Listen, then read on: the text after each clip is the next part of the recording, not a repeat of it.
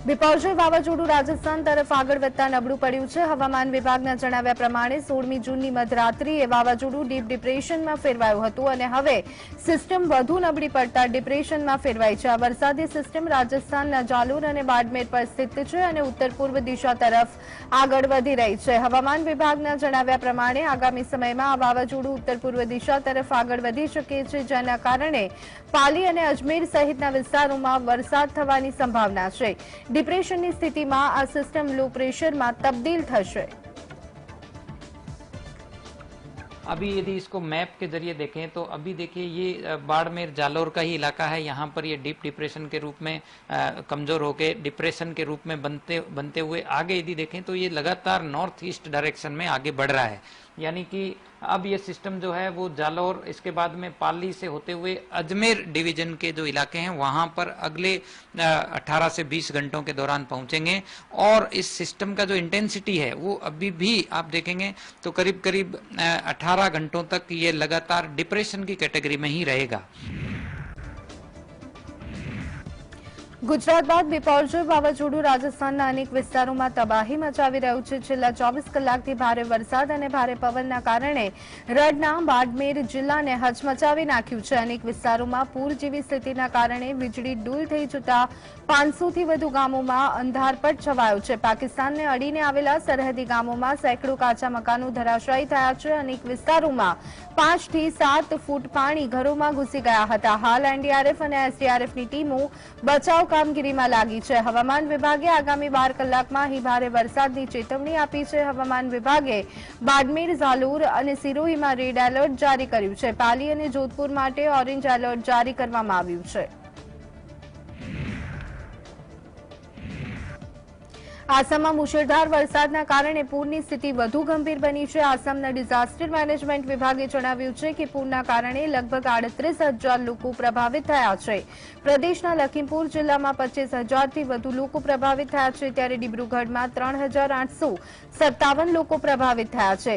વિશ્વનાથના 3,631 લોકો પ્રભાવિત થયા છે। બ્રહ્મપુત્ર સહિત પ્રદેશની ઘણી નદીઓના જળસ્તરમાં પણ વધારો થયો છે, જો કે તેઓ ભયજનક સપાટીની નીચે વહી રહ્યા છે। આસામના 146 ગામડાઓમાં પૂરની સ્થિતિનું નિર્માણ થયું છે। છેલ્લા 24 કલાકમાં પૂરના પાણીએ 5 જેટલા પાડા તોડી નાખ્યા છે, જ્યારે અન્ય 8 પાડાને પણ ભારે નુકસાન પહોંચ્યું હતું। પૂરની સ્થિતિએ પ્રદેશમાં 1,409 હેક્ટર જમીનમાં પાકને નુકસાન પહોંચાડ્યું છે। રાજ્યના વહીવટીતંત્રએ 17 રાહત વિતરણ કેન્દ્ર અને 2 રાહત કેન્દ્ર શરૂ કર્યા છે। ગુવાહાટીમાં ભૂસ્ખલન થતા એક વ્યક્તિનું મોત પણ થયું છે।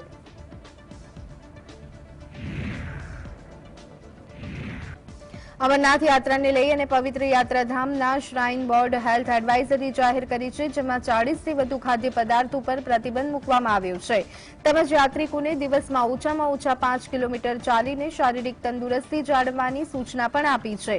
તળેલા ચોખા, પૂરી, ભટુરા, પિઝા, બર્ગર અને સ્ટફ પરાઠા તેમજ તળેલી રોટલી, માખણ સાથેની બ્રેડ, ક્રીમ આધારિત ખોરાક, અથાણું, ચટણી, તળેલા પાપડ, ચાઇનીઝ ફૂડ અને ફાસ્ટ ફૂડની અન્ય આઇટમો પર એડવાઇઝરીમાં પ્રતિબંધ લગાડવામાં આવ્યો છે। દક્ષિણ કાશ્મીર હિમાલયમાં 3,800 મીટર ઊંચી પવિત્ર ગુફાની યાત્રા જોડિયા ટ્રેકથી શરૂ થવાની છે। આ માટે અનંતનાગ જિલ્લામાં પરંપરાગત 48 કિલોમીટરના નૂનવાન પહલગામ રૂટ અને ગાંદરબલામાં 14 કિલોમીટર ટૂંકા રૂટની પસંદગી કરી છે।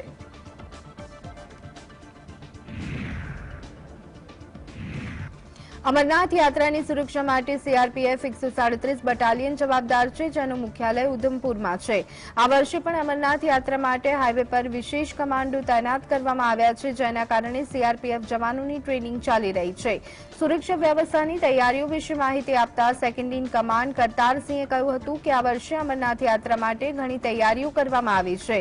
ગયા વર્ષની સરખામણીએ આ વખતે વધુ સુરક્ષા જવાનો તૈનાત રહેશે, તેમજ જવાનોની સાથે ખાસ કમાન્ડો પણ તૈનાત કરવામાં આવ્યા છે। यात्रा के देखते हुए पूरी तैयारियां की हैं। स्पेशल जैसे मेरे पीछे हमारी जो क्यूआरटी है वो स्पेशल प्रैक्टिस कर रही है, जो कि कभी कहीं पे भी कुछ एक्सीडेंट होने पे या कुछ सूचना मिलने पे ये तुरंत एक्शन करती है। ऐसी क्यूआरटी हमने छोटी छोटी क्यूआरटी हर कंपनी में बनाई है। जैसे हमारे निगरोटा में एक है, नंदनी में एक है, बाटर बलियान में एक है, राउंड विलेज में एक है, धर्मतल में एक है, टमाटर मोड़ पे, जो कि सारी क्यूआरटी छोटे छोटे ग्रुप में 8-10 की छोटी है, जो वहां अपना अपना एरिया को देखती है।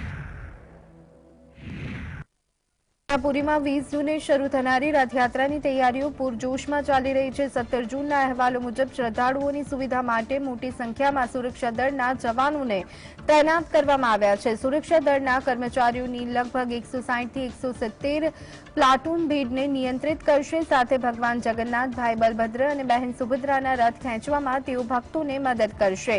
ઉત્સવની શરૂઆત 3 ભવ્ય રથના શણગાર સાથે થાય છે, જે દરેક દેવતાઓને સમર્પિત કરવામાં આવે છે। આ એક શોભાયાત્રા છે, જ્યાં ભગવાન જગન્નાથ તેમના મોટા ભાઈ બલભદ્ર અને નાની બહેન સુભદ્રાને શ્રી મંદિરમાં તેમના નિવાસસ્થાનથી ગુંડિયા મંદિર સુધી લઈ જવામાં આવે છે।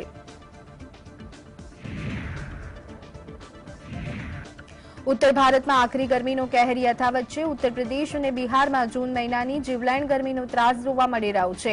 યુપીના બલિયામાં તાપમાન વધતા અને હીટ સ્ટ્રોકના કારણે 3 દિવસમાં 54 લોકોના મોત થયા છે। જો કે યુપી અને બિહારમાં છેલ્લા 3 દિવસમાં હીટ સ્ટ્રોકના કારણે જીવ ગુમાવનારા લોકોની સંખ્યા 100ને પાર થઈ ગઈ છે। સાથે જ પટનામાં છેલ્લા 24 કલાકમાં ગરમીના કારણે 35 લોકોએ પોતાના જીવ ગુમાવ્યા છે। આ સિવાય બિહારના અન્ય જિલ્લાઓમાં પણ 9 લોકોના મોત થયા છે। ઉનાળાની વચ્ચે વધતા તાપમાન અને હીટ સ્ટ્રોકના કારણે ઝાડા ઉલટી તેમજ બેહોશી તથા શ્વાસ લેવામાં તકલીફ તેમજ બ્લડ પ્રેશર જેવા રોગોથી પીડાતા દર્દીઓની સંખ્યા વધી છે। હવામાન વિભાગે બિહારના બાંકા, જમુઈ, જહાનાબાદ, ખગસિયા, લખીસરાય અને નાલંદા તેમજ નવાદા, પટના, સમશેદપુર, શેખપુરામાં આગામી 24 કલાકમાં તીવ્ર ગરમીની ચેતવણી આપી છે।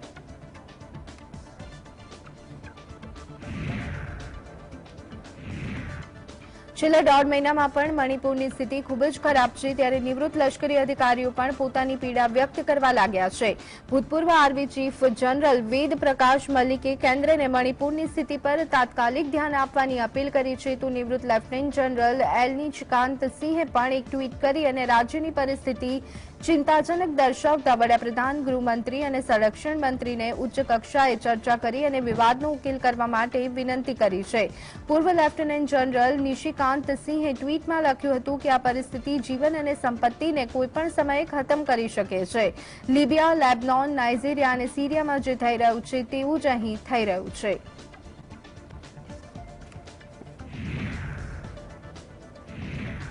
હિંસાગ્રસ્ત મણિપુરના ઇમ્ફાલમાં ભારતીય સેનાએ ફ્લેગ માર્ચ કર્યું છે। રાજ્ય સરકારે 18મી જૂનના રોજ સવારના 5 થી સાંજના 5 વાગ્યા સુધીના સમયગાળામાં કર્ફ્યુમાં રાહત આપવાનો નિર્ણય કર્યો છે। જિલ્લા કલેક્ટરે પરિપત્ર જારી કરી અને પૂર્વી ઇમ્ફાલના કેટલાક વિસ્તારોમાં કર્ફ્યુમાં રાહત આપી છે। આ સમયગાળા દરમિયાન લોકો જીવન જરૂરિયાતની વસ્તુઓની ખરીદી કરી શકશે। 3 મેના રોજ હિંસા થતા મણિપુરમાં ધારા 144 લાગુ કરવામાં આવી હતી।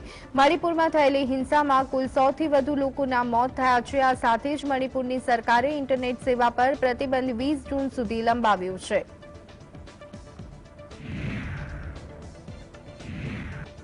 દિલ્હીના રામકૃષ્ણપરમ વિસ્તારમાં આવેલી આંબેડકર વસાહતમાં હુમલાખોરોએ 2 પિંકી અને જ્યોતિની ગોળી મારી અને હત્યા કરી હતી। આ ફાયરિંગમાં 2 બહેનોના ભાઈ લલિત પણ ઘાયલ થયા છે, પરંતુ લલિત ભાગવામાં સફળ થતા તે બચી ગયો છે। હુમલાખોરોએ ગોળીબાર કર્યા બાદ ઘટનાસ્થળ પરથી ફરાર થઈ ગયા। આ સમગ્ર બનાવ બાદ પોલીસ ઘટનાસ્થળ પર દોડી આવી હતી।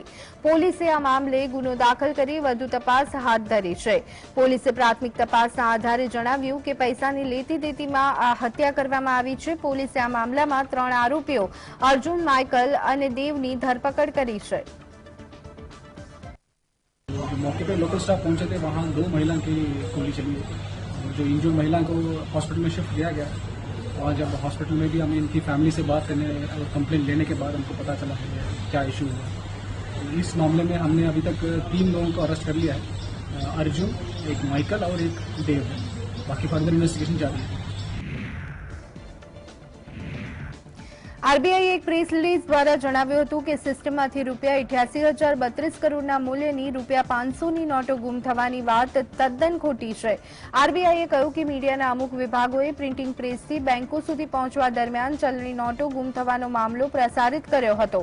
આરબીઆઈ અનુસાર આ અહેવાલો આરટીઆઈ એક્ટ 2005 હેઠળ પ્રિન્ટિંગ પ્રેસમાંથી એકત્રિત કરવામાં આવેલી માહિતીના ખોટા અર્થઘટન પર આધારિત હતા. આરબીઆઈના જણાવ્યા અનુસાર પ્રિન્ટિંગ પ્રેસમાંથી આરબીઆઈને મોકલવામાં આવેલી તમામ બેંક નોટોનું યોગ્ય હિસાબ જાળવવામાં આવે છે. ઉપરાંત તમને જણાવી દઈએ કે પ્રેસમાં છપાયેલી અને આરબીઆઈને મોકલવામાં આવેલી બેંક નોટને મેચ કરવા માટે મજબૂત સિસ્ટમ છે, જેમાં ઉત્પાદનની દેખરેખ તેમજ નોટોના સંગ્રહ અને વિતરણ માટેના પ્રોટોકોલનો સમાવેશ થાય છે. વડાપ્રધાન નરેન્દ્ર મોદીએ રેડિયો પર મન કી બાતમાં 102માં એપિસોડમાં પોતાનું સંબોધન કર્યું હતું. અમેરિકા જતા પહેલા પીએમ મોદીએ મનની વાત કહી હતી. વડાપ્રધાન નરેન્દ્ર મોદીએ કહ્યું કે દેશના પશ્ચિમ વિસ્તારમાં પ્રચંડ ચક્રવાત આવ્યો હતો. કચ્છના લોકોએ વાવાઝોડાનો સામનો કર્યો હતો. પીએમ મોદીએ કહ્યું હતું કે કચ્છના લોકોની હિંમતને હું જાણું છું. छोर पर कितना बड़ा साइक्लोन आया, तेज चलने वाली हवाएं, तेज बारिश, साइक्लोन बिपरजॉय ने कच्छ में कितना कुछ तहस नहस कर दिया, लेकिन कच्छ के लोगों ने जिस हिम्मत और तैयारी के साथ इतने खतरनाक साइक्लोन का मुकाबला किया, वो भी उतना ही अभूतपूर्व है. 2 दिन बाद ही कच्छ के लोग अपना नया वर्ष यानी आषाढ़ी बीज भी मनाने जा रहे हैं. ये भी संयोग है कि आषाढ़ी बीज कच्छ में वर्षा की शुरुआत का प्रतीक माना जाता है. મહારાષ્ટ્રના મરાઠાવાડામાંથી એક ચોંકાવનારો આંકડો સામે આવ્યો છે. મરાઠાવાડામાં છેલ્લા કેટલાય દિવસોથી દરરોજ સરેરાશ 3 ખેડૂતોએ આત્મહત્યા કરી છે. છેલ્લા 5 મહિનામાં મરાઠાવાડામાં 391 ખેડૂતોએ આત્મહત્યા કરી છે. મહારાષ્ટ્રમાં સૌથી વધુ આત્મહત્યા બીડ જિલ્લામાં થઈ છે. બીડ જિલ્લામાં આ મહિને 98 ખેડૂતોએ આત્મહત્યા કરી છે. ખેડૂતો અંગે મરાઠાવાડા પ્રદેશનો રેકોર્ડ છેલ્લા ઘણા સમયથી ખરાબ જોવા મળી રહ્યો છે. ડિવિઝનલ કમિશનરે જણાવ્યું કે વર્ષ 2001 થી 2022 દરમિયાન મરાઠાવાડા વિસ્તારમાં 14,431 ખેડૂતોએ આત્મહત્યા કરી છે.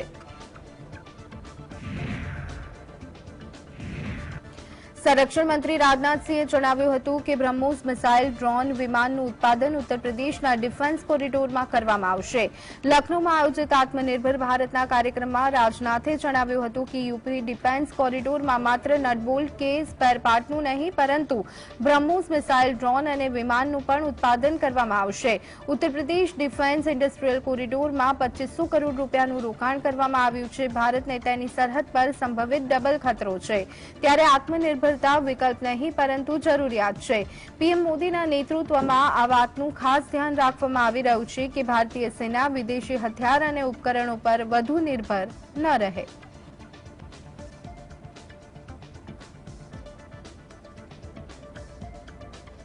કેન્દ્રીય ગૃહમંત્રી રાજનાથસિંહે લખનૌમાં એક કાર્યક્રમમાં જણાવ્યું હતું કે જે દિવસે આ દેશના રાજનેતા ના પાડતા અને અમલદાર હા પાડતા શીખી જશે ત્યારે આ દેશનું કલ્યાણ થઈ જશે.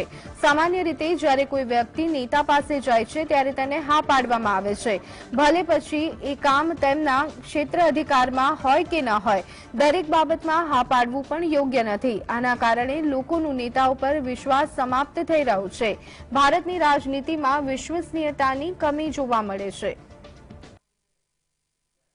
जिस दिन इस देश का नेता, जिस दिन इस देश का पॉलिटिशियन न कहना और इस देश की ब्यूरोक्रेसी हाँ कहना सीख जाएगी, उस दिन इस देश का कल्याण हो जाएगा. आप देखते होंगे कि सामान्यतः नेताओं के पास कोई भी आता है तो यही बोल उठते हाँ हाँ ठीक है, हम निश्चित रूप से यह काम करवा देंगे, हो या न करवा देंगे, चाहे वह काम उनके क्षेत्राधिकार में हो या अथवा न हो, लेकिन आश्वासन दे देंगे. भारत की राजनीति में क्राइसिस ऑफ क्रेडिबिलिटी, विश्वसनीयता का संकट पैदा हो रहा है. પશ્ચિમ બંગાળમાં પંચાયતની ચૂંટણી માટે નામાંકન ફોર્મ ભરવાની પ્રક્રિયા શરૂ થઈ ગઈ છે, ત્યારે પ્રદેશમાં થતી હિંસાની ઘટના વિશે વાત કરતા ભાજપના નેતા શહેજાદ પુનેવાલાએ જણાવ્યું હતું કે આ ખૂબ જ દુર્ભાગ્યપૂર્ણ છે કે પશ્ચિમ બંગાળ જે એક વખતે ટાગોર સંગીત અને ટાગોર ગીત માટે જાણીતું હતું તે હવે બોમ્બ ધડાકા માટે ઓળખાય છે. પશ્ચિમ બંગાળમાં કાયદો અને વ્યવસ્થાની સ્થિતિ વધુ બગડેલી જોવા મળી રહી છે. તૃણમૂલ કોંગ્રેસ સરકારના શાસનમાં રાજકીય હિંસા થઈ રહી છે. The most unfortunate development that the land of West Bengal known for Tagore Sangeet and Tagore Geet is now being identified with bomb dhamaka. Ma Mati Manush has transmutated into bum balti and blast. Bags of bombs are discovered every now and then. The law and order situation in West Bengal has gone from bad to kind of institutionalization of political violence has become the feature of the TMC government. દિલ્હીના મુખ્યમંત્રી અરવિંદ કેજરીવાલે દાવો કર્યો છે કે એલજીની જગ્યાએ જો કાયદો અને વ્યવસ્થાની જવાબદારી દિલ્હી સરકાર પાસે હશે તો દિલ્હી વધુ સુરક્ષિત શહેર બન્યું હોઈ શકે. 18મી જૂનના રોજ દિલ્હીના આરકેપુરમ વિસ્તારમાં હુમલાખોરોએ ગોળી મારી અને 2 મહિલાઓની હત્યા કરી દીધી છે. કેજરીવાલે આ વિશે ટ્વીટ કરી અને જણાવ્યું છે કે દિલ્હીના લોકો અસુરક્ષિત અનુભવી રહ્યા છે. જે લોકો પાસે દિલ્હીનો કાયદો અને વ્યવસ્થાની સ્થિતિ જવાબદારી છે તેઓ દિલ્હીને સલામત રાખવાની જગ્યાએ દિલ્હી સરકારને પાછળ રાખવા માટે ષડયંત્ર રચે છે. આ પહેલા પણ કેજરીવાલ સરકારે રાજધાનીમાં કાયદો અને વ્યવસ્થાની સ્થિતિ વિશે દિલ્હીના એલજીની ઝાટકણી કાઢી હતી.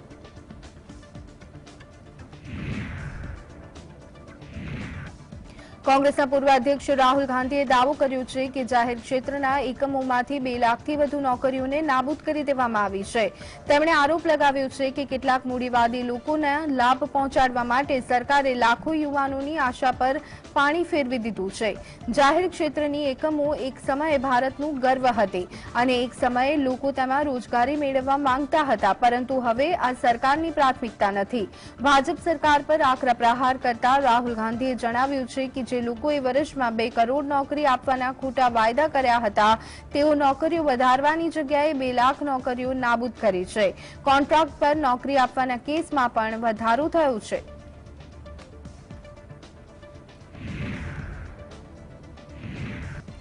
જમ્મુ અને કાશ્મીરના પ્રસિદ્ધ દાલ લેક ખાતે 17 જૂનના રોજ 3 દિવસીય જશ્ન-એ-દલ ઉત્સવની શરૂઆત હતી. તેનું આયોજન જમ્મુ કાશ્મીર પોલીસ અને વોટર સ્પોર્ટ્સ એસોસિએશન દ્વારા વોટર સ્પોર્ટ્સને પ્રોત્સાહન આપવાના ઉદ્દેશ્યની સાથે કરવામાં આવ્યું છે. અહેવાલો અનુસાર લગભગ 700 યુવાનો વિશ્વ પ્રસિદ્ધ વોટર સ્પોર્ટ્સ પ્રવૃત્તિઓમાં ભાગ લેશે.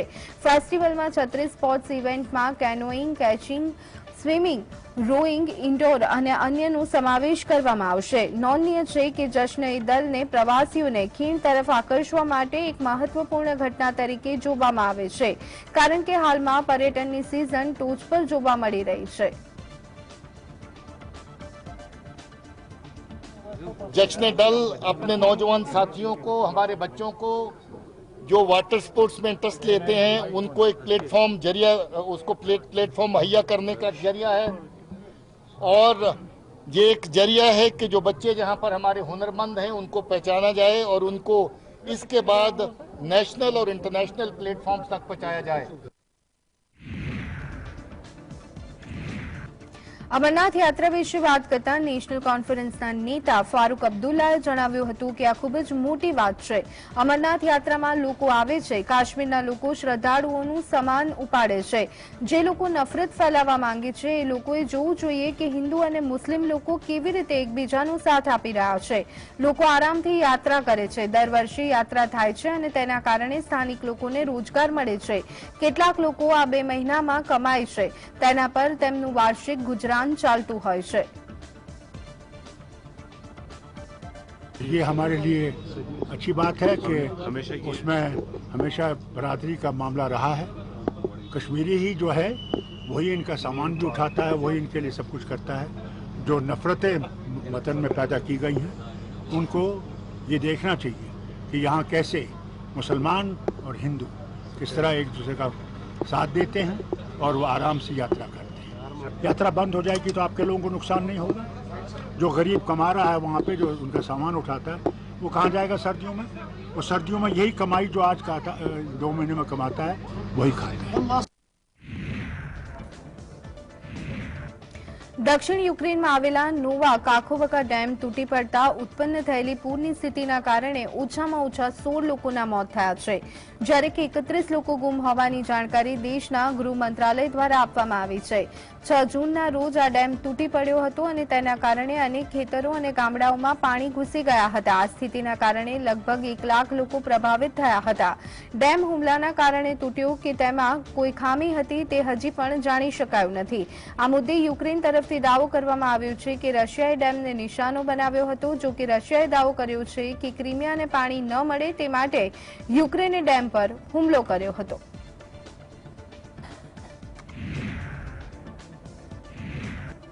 વડાપ્રધાન નરેન્દ્ર મોદી અમેરિકાના પ્રવાસે જવાના છે, ત્યારે વડાપ્રધાન નરેન્દ્ર મોદીની ન્યૂયોર્ક અને વોશિંગ્ટન યાત્રા દરમિયાન આયોજિત કાર્યક્રમમાં વિખ્યાત આફ્રિકન અમેરિકન મૂળની અભિનેત્રી અને ગાયક મેરી મિલબેન પરફોર્મ કરવાના છે।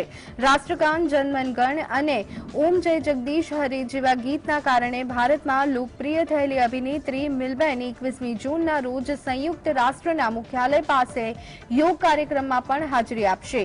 22મી જૂને પીએમ મોદી વ્હાઇટ હાઉસમાં અમેરિકી પ્રમુખ જો બિડેન સાથે ડિનર કરશે। પીએમ મોદી 23મી જૂનના રોજ વોશિંગ્ટનના રોનાલ્ડ રીગન બિલ્ડિંગમાં ભારતીય સમુદાયના લોકોને સંબોધિત કરવાના છે। આ વિશે વાત કરતા મિલબેને જણાવ્યું હતું કે આમંત્રણ આપવા બદલ સંચાલન સમિતિનો આભાર વ્યક્ત કરું છું। આ દરમિયાન તેમણે G20 શિખર સંમેલનના આદર્શ વાક્ય એક પૃથ્વી, એક પરિવાર અને એક ભવિષ્યને યાદ કર્યો હતો। We both believe that the greatest democratic virtue is freedom. The United States and India, the two largest democracies in the world, both share these common bonds of faith, family, and freedom, as does the African American and Indian American communities. I have known about the U.S.-India relationship for some time. Now, this alliance is at its strongest, and that is much credit to Prime Minister Modi. I look forward to welcoming the Prime Minister to the United States next week, and I look forward to performing during the state arrival week planned. પાકિસ્તાનના વિદેશ મંત્રી બિલાવલ ભુટ્ટો ઝરદારીએ આંતરરાષ્ટ્રીય સમુદાયને અફઘાનિસ્તાન સાથે વ્યવહારિક અભિગમ અને રચનાત્મક સંબંધ જાળવી રાખવા માટે અપીલ કરી છે। ઇસ્લામાબાદમાં એક કાર્યક્રમમાં જાહેર સંબોધનમાં ભુટ્ટોએ સંભવિત માનવતાવાદી સમસ્યા અફઘાનિસ્તાનના લોકોની મદદ કરવા માટે જણાવ્યો હતો। અફઘાનિસ્તાનને એકલો છોડી દેવાથી તેના 4 કરોડ લોકો પર વિપરીત અસર પડી શકે છે। તાલિબાન આંતરરાષ્ટ્રીય સમુદાયની અપેક્ષાને પૂરી કરશે તેવી શક્યતા વ્યક્ત કરી છે। અફઘાનિસ્તાનની સરકારે માનવ અધિકારોનું સન્માન કરવું જોઈએ અને આતંકવાદને ડામવા માટે યોગ્ય પગલાં લેવા જોઈએ। તાલિબાને પણ પાકિસ્તાનના વિદેશ મંત્રીના નિવેદનનું સ્વાગત કર્યું છે। જો કે એમ પણ કહ્યું છે કે વિશ્વના દેશોએ અફઘાનિસ્તાનના આંતરિક મુદ્દાઓમાં હસ્તક્ષેપ ન કરવો જોઈએ।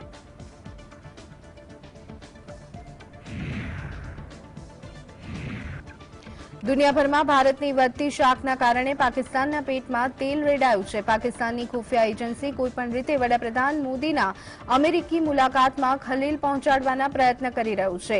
મળી રહેલા અહેવાલ પ્રમાણે ખુફિયા એજન્સી ISIS પીએમ મોદીના અમેરિકા પ્રવાસ પહેલા અમેરિકામાં સક્રિય કેટલાક ખાલિસ્તાન સમર્થિત સંગઠન સહિત ભારત વિરુદ્ધ કામ કરી રહેલા કેટલાય સમૂહો સાથે બેઠક કરી હતી। માહિતી એવી પણ છે કે ISIS એક ટૂલકિટ પ્લાન પણ બનાવ્યો છે, જેમાં ભારતનો વિરોધ કઈ રીતે કરવો અને કઈ જગ્યા પર ધરણા પ્રદર્શન કરવા તેની માહિતી પણ છે। આ ઉપરાંત વિરોધ કરવા માટે ખાસ વેબસાઇટ પણ બનાવવામાં આવી છે। ખાસ કરી અને તમામ પ્રકારનું આયોજન કરવામાં આવ્યું છે। મહત્વનું છે કે 21 જૂનના રોજ વડાપ્રધાનનો અમેરિકા પ્રવાસ શરૂ થશે।